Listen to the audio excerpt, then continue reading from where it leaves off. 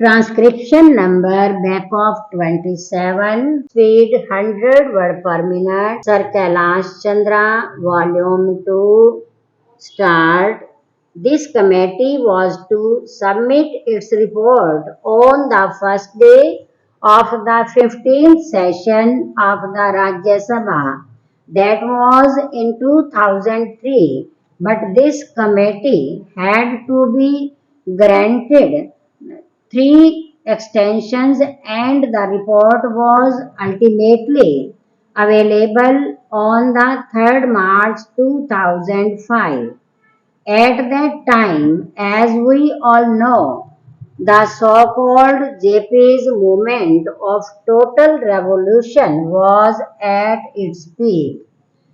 Within 2 or 3 months, the national emergency had to be declared, and during the emergency, priorities had changed, and we could not just effect this desired improvement at that time, and we could not bring about this legislation.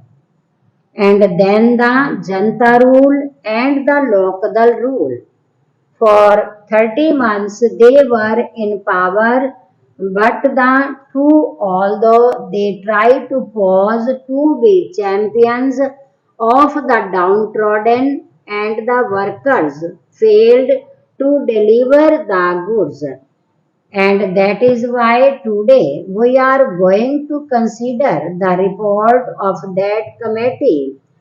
They was presented to the government in 2005.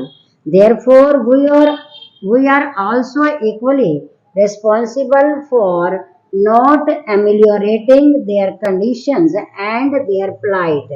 The committee had to consider 120 memoranda giving views and suggestions from various unions and associations, and 59 witnesses appeared before the committee, and that committee itself came to the conclusion that in various areas even the barest minimum facilities such as arrangement for supply of wholesome drinking water, latrines, urinals, provision of qualified doctors had not been provided, though these amenities are must under the Act.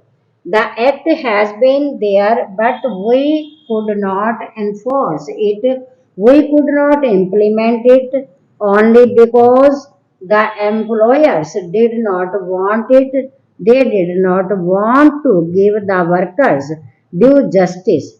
Inadequacy to punishment that are awarded under the Act is one of the main impediments standing to the way of implementation of various welfare measures.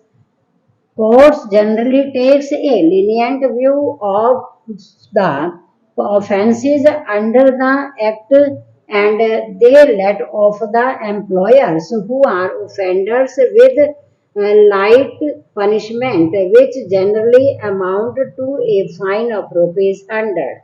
So the committee suggested amendment to section 36 of the Act.